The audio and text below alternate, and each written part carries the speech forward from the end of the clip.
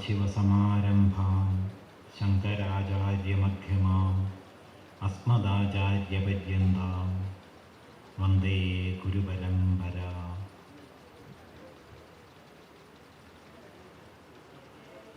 സംപൂജ്യ ഗുരുനാഥൻ പരമപൂജനീയ സ്വാമി ജ്ഞാനാനന്ദ തീർത്ഥപാദസ്വാമികളുടെ പാദാരവിന്ദങ്ങളിൽ ഓ നമോ നാരായണപൂർവകമായ പ്രണാമങ്ങൾ അർപ്പിക്കുന്നു.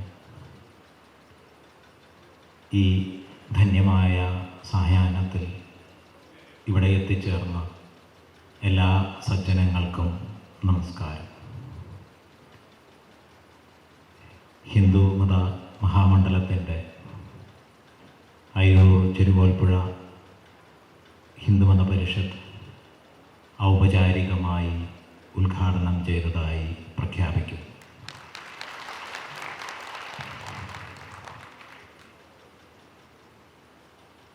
ഒരു നൂറ്റാണ്ടിലേറെ കാലം മുമ്പ് നമ്മുടെ ധർമ്മത്തിൽ, ഹിന്ദുമതത്തിൻ്റെ സാമാജിക വ്യവസ്ഥയിൽ വന്നു ചേർന്ന ചില കുറവുകളെ പരിഹരിച്ചുകൊണ്ട് ഒറ്റക്കെട്ടായി സമാജത്തിന് അഭിവൃദ്ധി ഉണ്ടാക്കാനും ദേശത്തിൽ സമൃദ്ധി ഉണ്ടാക്കാനും ലക്ഷ്യം വെച്ചുകൊണ്ട് പരമപൂജനീയരായ ഗുരുനാഥന്മാർ തുടക്കമിട്ട മഹത് സംരംഭമാണ് ഈ ഹിന്ദുമത പരിഷത്ത്. ഹിന്ദുമത പരിഷത്തിൻ്റെ ഈ ഉദ്ഘാടന സഭയിൽ പങ്കാളിയാകുമ്പോൾ ഈ മഹത് പ്രസ്ഥാനത്തിന് ആരംഭം കുറിച്ച സംപൂജ്യ സദാനന്ദ സ്വാമികളുടെ പരമ്പരയുടെ ഇങ്ങേയറ്റത്ത് നിൽക്കുന്ന ഒരാളെന്ന ചാരിതാർത്ഥ്യവും ഇതോടൊപ്പമുണ്ട്. അധിനിവേശ ശക്തികളുടെ കാൽക്കീഴിൽ ഞെരിഞ്ഞമർന്ന് ധർമ്മം പല വിധത്തിൽ ഈ ധാർമ്മികരായ ജനങ്ങൾക്ക് ധർമ്മത്തിൽ ഉറച്ചു നിൽക്കുന്നതിന് പ്രയാസമുണ്ടായിക്കൊണ്ടിരുന്ന കാലത്ത് ഈ ദേശത്തെ ഓരോ കവലകളിലും നിന്നുകൊണ്ട് ധാർമ്മികോദ്ഘോഷണം നടത്തിയ, അന്നത്തെ കാലത്ത് വിധിവൈപരീത്യം കൊണ്ട് പലതരത്തിലുള്ള അധികാരത്തിൻ്റെയും സമ്പത്തിൻ്റെയും ഒക്കെ കൈപ്പിടിയിലാക്കുന്നതിന് വേണ്ടിയിട്ടുള്ള ശ്രമങ്ങൾ കൊണ്ടും സമ്മർദ്ദങ്ങൾ കൊണ്ടുമൊക്കെ ഈ ധർമ്മത്തിനകത്ത് വന്നു ചേർന്ന ജാതീയമായിട്ടുള്ള ഉച്ചനീചത്വങ്ങളെ വെല്ലുന്നതിന് വേണ്ടിയിട്ട് അക്ഷീണമായ പ്രയത്നം ചെയ്ത മഹാത്മാക്കളുടെ സങ്കല്പത്തിൽ നിന്നാണ് ഈ സമ്മേളനം ഈ പമ്പ നദിയുടെ തീരത്ത് ആരംഭിക്കുന്നത്. ഭാരതത്തിൽ നിരവധി തീർത്ഥസ്ഥാനങ്ങളുടെ ക്രമങ്ങൾ പറയും. അതിൽ പ്രധാനപ്പെട്ട ഒന്നാണ് പഞ്ചസരോവരങ്ങൾ. ആ പഞ്ചസരോവരത്തിൽ ഒന്നാണ് പമ്പാ സരസ്വതി. സരസ്വതി നദി ഭാരതഭൂമിയിൽ 3 തലങ്ങളിൽ പ്രത്യക്ഷപ്പെടുന്നുണ്ട്. ഒന്ന് കുരുക്ഷേത്രത്തിൽ നിന്ന്, സ്യമന്തപഞ്ചകത്തിൽ നിന്ന് ആരംഭിച്ച് പ്രഭാസ തീർത്ഥത്തിൽ ദ്വാരകയിൽ അവസാനിക്കുന്ന ഒന്നായി, ബദരികയിൽ നിന്നാരംഭിച്ച് ഭൂമിക്കടിയിലൂടെ പ്രയാഗ്രാജിൽ വന്ന് ത്രിവേണി സംഗമത്തിനോട് ചേരുന്ന ഒന്നായി, പശ്ചിമ ബംഗാളിലെ ഗംഗ സമുദ്രത്തിനോട് ചേരുന്ന ഗംഗാസാഗരത്തിന് തൊട്ട് മുമ്പായി ത്രിവേണി എന്നറിയപ്പെടുന്ന സ്ഥലത്ത് നിന്ന് ഉത്ഭവിക്കുന്ന ഒന്നായി, അതുപോലെ പമ്പാ സരസ്സും 2 ഇടങ്ങളിലായിട്ട് കിഷ്കിന്ധയിൽ ഒരു തടാകമായിട്ടും ഈ കേരളത്തിൽ ഒരു നദിയായിട്ടും നമുക്ക് മുമ്പിലുണ്ട്. ആ ഒരു പുണ്യ തീർത്ഥത്തിൻ്റെ കരയിൽ ഭാരതം ഏറ്റവും ശ്രേഷ്ഠമായി മാനിക്കുന്നത് തീർത്ഥങ്ങളെയാണ്. ശരീരത്തിൽ പ്രാണൻ എങ്ങനെയാണോ അതുപോലെയാണ് പ്രകൃതിയിൽ തീർത്ഥങ്ങളെ ആചാര്യന്മാർ സങ്കല്പിച്ചിരിക്കുന്നത്. ആ പമ്പ തീർത്ഥത്തിൻ്റെ കരയിൽ ചട്ടമ്പി സ്വാമികളും തീർത്ഥപാദസ്വാമികളും സദാനന്ദ സ്വാമികളും എല്ലാം ചേർന്ന് അവരുടെ സങ്കല്പത്തിൻ്റെ തുടർച്ചയായി ശ്രീനാരായണ ഗുരുദേവൻ്റെയും ശുഭാനന്ദ ഗുരുദേവൻ്റെയും ഒക്കെ സങ്കല്പങ്ങളുടെ തുടർച്ചയായിട്ടാണ് ഈ ഹിന്ദുമത പരിഷത്തിൻ്റെ ആരംഭം സംഭവിക്കുന്നത്. ആ പാരമ്പര്യം അതിൻ്റെ ദീർഘമായ ഘട്ടങ്ങളിൽ ഈ ധർമ്മത്തിന് വന്നു ചേർന്ന നിരവധി പ്രതിസന്ധികളിൽ വഴികാട്ടിയായി മാറിയിട്ടുണ്ട്.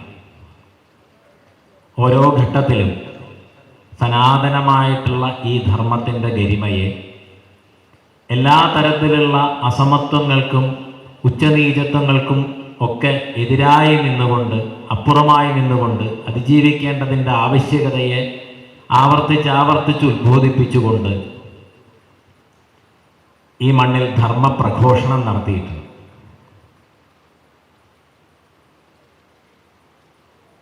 ജാതീയമായിട്ടുള്ള ഒരു വേർതിരിവുകൾ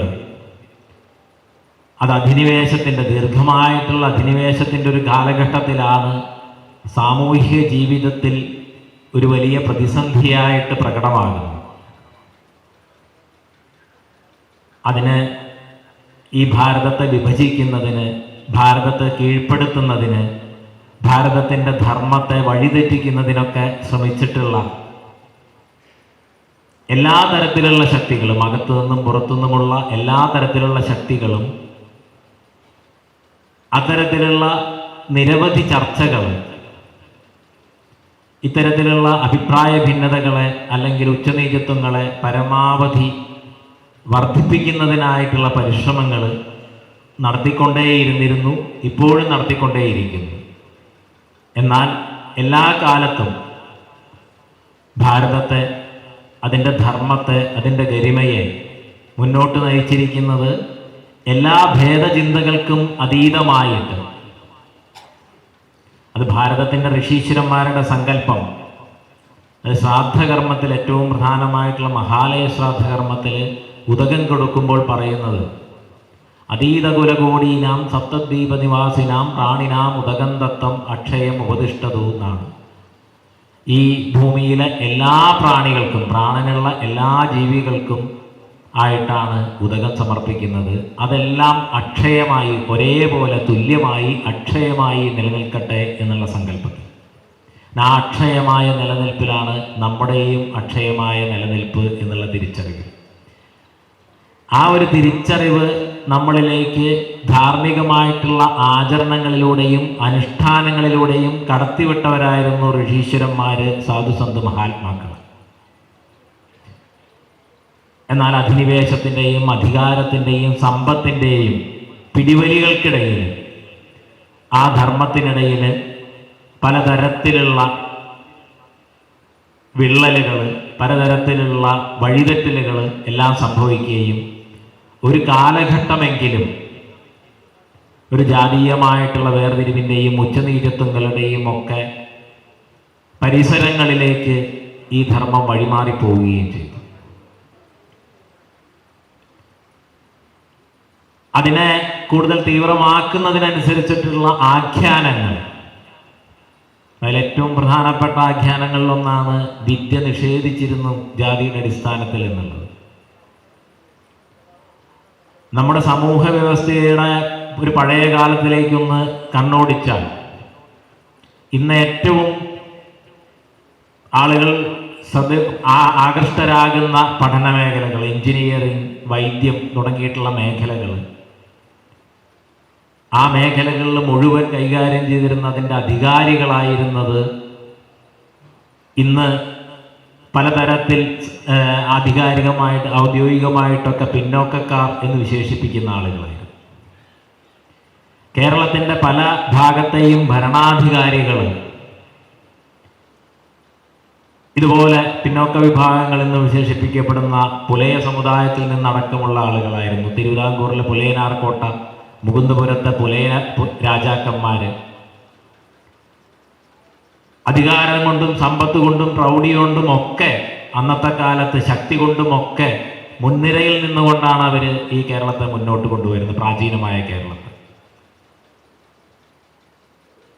ഇന്ന് ഒരു സിവിൽ എഞ്ചിനീയർ പ്രൊഫസർക്ക് പോലും 4 മുറിയുള്ള ഒരു വീട് പണിയണമെങ്കിൽ പ്ലാനും മറ്റുള്ള കമ്പ്യൂട്ടർ സംവിധാനങ്ങളും ഒക്കെ ആവശ്യമാണെങ്കിൽ അന്ന് ഒരു കടലാസിലുള്ള ഒരു കുത്തിക്കുറിക്കലുകൾ പോലും ഇല്ലാതെയാണ് പുരാതന കാലത്തുള്ള ആശാരിമാരായിട്ടുള്ള ആചാര്യന്മാർ 16 കെട്ടും ഗജപൃഷ്ഠം പോലുള്ള സങ്കീർണമായിട്ടുള്ള നിർമ്മിതികളുമൊക്കെ, അത് നിർമ്മാണ പ്രവർത്തനങ്ങൾ ആരംഭിക്കുന്ന ആചാര്യൻ്റെ 2ഓ 3ഓ തലമുറയ്ക്ക് ശേഷമാണത് പൂർത്തിയാകുന്നത്. അത് താഴെ വെച്ചിട്ടാണ് പണിയുന്നത്. മുകളിലേക്ക് കയറുമ്പോൾ ചെറിയൊരു പിഴവ് വന്നാൽ മതി മുഴുവൻ വൃഥാവിലാവാൻ.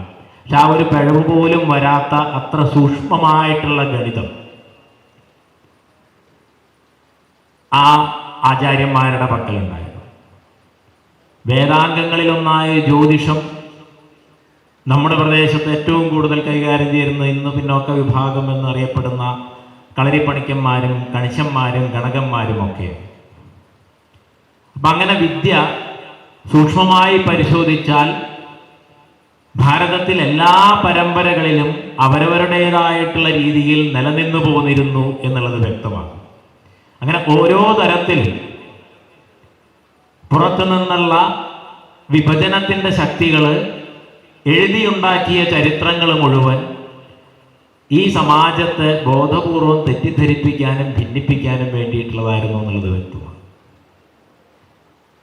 എന്നാൽ അധിനിവേശത്തെ തുടർന്ന് വന്ന പ്രാദേശികമായി തന്നെ ഉണ്ടായിട്ടുള്ള സാമ്പത്തിക തർക്കങ്ങളും അധികാര തർക്കങ്ങളും ഒക്കെ സമ്പത്തും അധികാരവുമൊക്കെ തങ്ങളുടെ പരമ്പരകളിൽ തന്നെ നിലനിൽക്കാൻ അതുമായി ചേർന്ന് നിൽക്കുന്നവരെ പ്രേരിപ്പിക്കുകയും അതിന് ജന്മം ഒരു കാരണമാണ് എന്ന് പ്രചരിപ്പിക്കുകയും അതിൻ്റെ അടിസ്ഥാനത്തിലുള്ള ഉച്ചനീചത്വങ്ങൾ സമാജത്തിൽ ഉണ്ടാവുകയും അത് ഈ ധർമ്മത്തിൻ്റെ ശക്തിയെ, നമ്മുടെ ദേശത്തിൻ്റെ ശക്തിയെ അല്പകാലത്തേക്കെങ്കിലും പിറകോട്ട് വലിക്കുകയും ചെയ്തു. എന്നാൽ ഈ ഹിന്ദുമത മഹാമണ്ഡലത്തിന്, ഹിന്ദുമത പരിഷത്തിനൊക്കെ തുടക്കമിട്ട തീർത്ഥപാദസ്വാമികളെയും സദാനന്ദ ഗുരുദേവനെയും പോലുള്ള മഹാത്മാക്കൾ, ഈ ധർമ്മത്തിൽ നിന്ന് തന്നെ വന്ന ആചാര്യന്മാർ അവരുടെ അക്ഷീണമായിട്ടുള്ള പ്രയത്നം കൊണ്ട് ആ വിവേചനം എത്രമാത്രം അധാർമികമാണ്, എത്രമാത്രം അനീതിയാണ് എന്ന് ബോധ്യപ്പെടുത്തുകയും ഹിന്ദു ശക്തി എന്ന മഹാസാഗരത്തിലെ വിവിധ അരുവികളായി ഇവിടെയുള്ള എല്ലാ പരമ്പരകളെയും ഉൾച്ചേർക്കുകയും ചെയ്തു.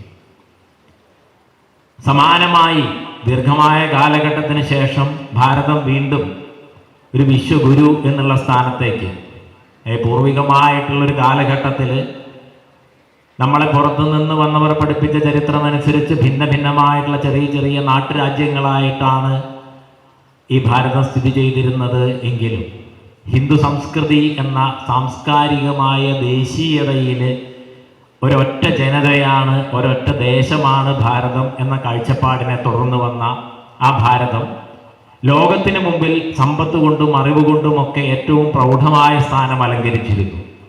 അതിനുശേഷം അധിനിവേശത്തിൻ്റെ ഭാഗമായിട്ട് വളരെയേറെ പിന്നോട്ട് പോകുന്നൊരു കാലഘട്ടവും നമ്മൾ കണ്ടു. ഇന്ന് വീണ്ടും അതിൻ്റെ ഗതകാല പ്രൗഢിയെ ഭാരതം തിരിച്ചു പിടിക്കുമ്പോൾ വീണ്ടും ഈ വിഭജനത്തിൻ്റെ, വേറിട്ട് പോകലിൻ്റെ, ഛിദ്രമാക്കലിൻ്റെ, ഭിന്നിപ്പിൻ്റെ ആശയങ്ങൾ, അതിനു വേണ്ടിയിട്ടുള്ള പരിശ്രമങ്ങൾ ഈ ദേശത്തിൻ്റെ അകത്തു നിന്നും പുറത്തു നിന്നും വന്നുകൊണ്ടിരിക്കുകയാണ്. ആ സമയത്ത് ഭാരതം ഒരൊറ്റ സംസ്കൃതിയാണെന്നും ഹിമാലയം മുതൽ ഇന്ദു സമുദ്രം വരെയുള്ള ജനത ഒരൊറ്റക്കെട്ടാണെന്നും ഒരേ സാംസ്കാരിക ദേശീയതയുടെ ഭാഗമാണെന്നും അങ്ങനെ ഒന്നിച്ച് മുന്നേറി ഭദ്രമായിട്ടുള്ളൊരു സമാജവും ഭദ്രമായിട്ടുള്ളൊരു സമൃദ്ധമായിട്ടുള്ളൊരു രാഷ്ട്രവും നമുക്ക് ഉണ്ടാക്കി തീർക്കേണ്ടതുണ്ട് എന്നുമുള്ള ഒരു ബോധ്യത്തെ ഉണർത്തുന്നതിന് കൂടിയാണ് നമ്മൾ ഇത്തരത്തിലുള്ള ധാർമ്മികമായിട്ടുള്ള സമ്മേളനങ്ങൾ ചേരേണ്ടത്. ധർമ്മത്തിൻ്റെ കരുത്തിന്, അധാർമികമായിട്ടുള്ള ജീവിതചര്യയുടെ കരുത്തിനെ വരും തലമുറകളിലേക്ക് പ്രസരിപ്പിച്ചുകൊണ്ട് ഈ ദേശത്തെ എല്ലാ ജനങ്ങളും ഒന്നാണ്. കാരണം ഭാരതത്തിൻ്റെ തെക്കേ അറ്റത്തുള്ള നദിക്കാണ് പൂർവാചാര്യന്മാർ സഹസ്രാബ്ദങ്ങൾക്ക് മുമ്പേ ഭാരതപ്പുഴ എന്ന് നാമകരണം ചെയ്തു. നമ്മുടെ മുമ്പിലൂടെ ഒഴുകുന്ന പമ്പാ സരസിനെയാണ് ഭാരതത്തിലെ ഏറ്റവും പ്രധാനപ്പെട്ട 5 സരോവരങ്ങളിൽ ഒന്നായിട്ട് ഋഷീശ്വരന്മാർ കൽപ്പിച്ചു. ഈ ഏകതാനതയെ, ഈ ധർമ്മജാഗരണത്തെ നമ്മളിൽ വരും തലമുറയിൽ ഉണർത്തുന്നതിന് വേണ്ടിയിട്ടുള്ള ഈ ധീരമായ പരിശ്രമത്തിന് ഗുരുപരമ്പരയുടെ എല്ലാ അനുഗ്രഹങ്ങളും ഉണ്ടാകട്ടെ, ദേവതകളുടെ എല്ലാ അനുഗ്രഹങ്ങളും ഉണ്ടാകട്ടെ എന്ന് പ്രാർത്ഥിക്കുന്നു. ഭാരതത്തിലെ ഏറ്റവും പ്രാചീനമായ നാഗാസന്യാസി പരമ്പരയുടെ എല്ലാ ആശിസ്സുകളും നേരുന്നു. ഓം ശാന്തി ശാന്തി ശാന്തി.